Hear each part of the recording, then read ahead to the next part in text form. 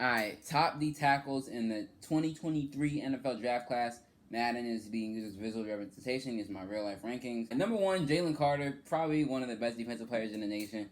And if it wasn't for Will Anderson, he would probably be the first non-quarterback taken off the board. And I guess Jax is also in that conversation. But whatever. Brian Brissy, rest in peace to his sister. But he's number 2 on this list. Clemson's D-line is obviously crazy and is spearheaded by a lot of things he can do from the inside and a lot of plays that he can make.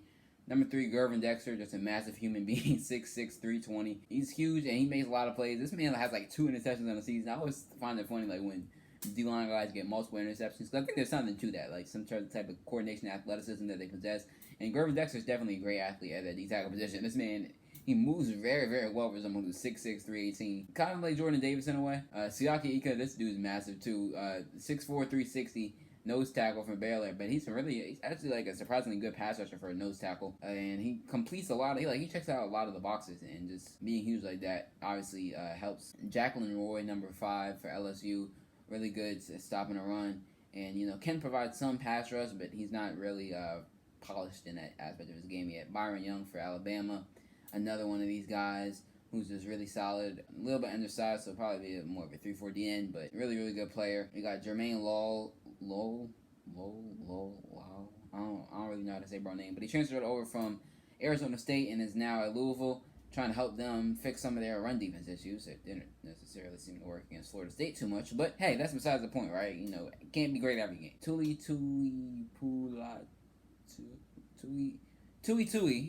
for USC. Very good interior player. Good pass rusher. I think the best thing about his game is his ability to beat you laterally in a pass rush game, more than just kind of overpowering you.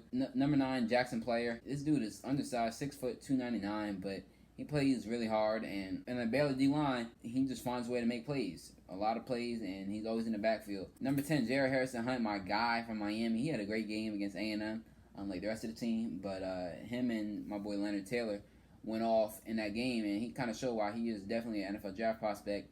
And while he is undersized, his athleticism kind of makes up for that. He's strong for his size, and he holds up. Number 11, Tyree Wilson for Texas Tech. I don't know if he was in the edge video or not, but he kind of plays inside outside. He's huge, 6'6", 275, and just completely obliterates opposing offensive linemen. Jalen Redmond, 6'3", 298 for Oklahoma. Oklahoma's D-line's been going crazy this year, so obviously I said I made this preseason. If I made this now, he would probably be more in this round 3-4 range, but Jalen Redmond's a dog. Tyler Davis, great athlete, been in college for 18,045 years. I think he was actually he went to Clemson back when DeAndre Hopkins was a freshman, so I think that's when he first originally enrolled. And so yeah. Anyway, Brandon Dolores every time I see bro name I say Dolores, but it's Brandon Dorless, 6'3", 290 out of Oregon. Pretty good pass rusher and makes a lot of plays in the backfield. That Oregon also has a nice front. Number 15, Kalijah Cansey for Pittsburgh. We kind of talked about him earlier in the Backyard Brawl preview earlier in the season. Really, really good pass rusher. And his thing with the NFL is just going to be that he's undersized. I feel like if he was, 6'1", 302 or something, like more kind of respectable in terms of size, this man is a easy second, third round pick. But that height is really something that gets people all riled up. And I hate how any undersized D lineman that ever come out of Pittsburgh, Aaron Donald. He's not Aaron Donald, bro. He's Kalijah Cansey, and he's a really, really good player.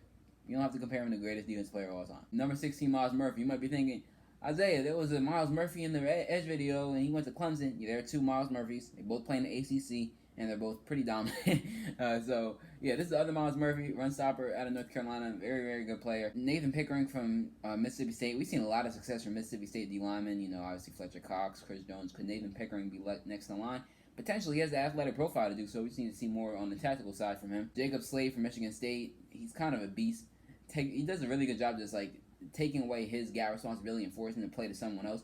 So while his stats might not look crazy, he might not always have the plays made for him, the team is going to end up making a play. And then Keanu Benson, nose tackle for Wisconsin, does a really good job stopping the run out there in the Big Ten. And yeah, that's the D tackle list.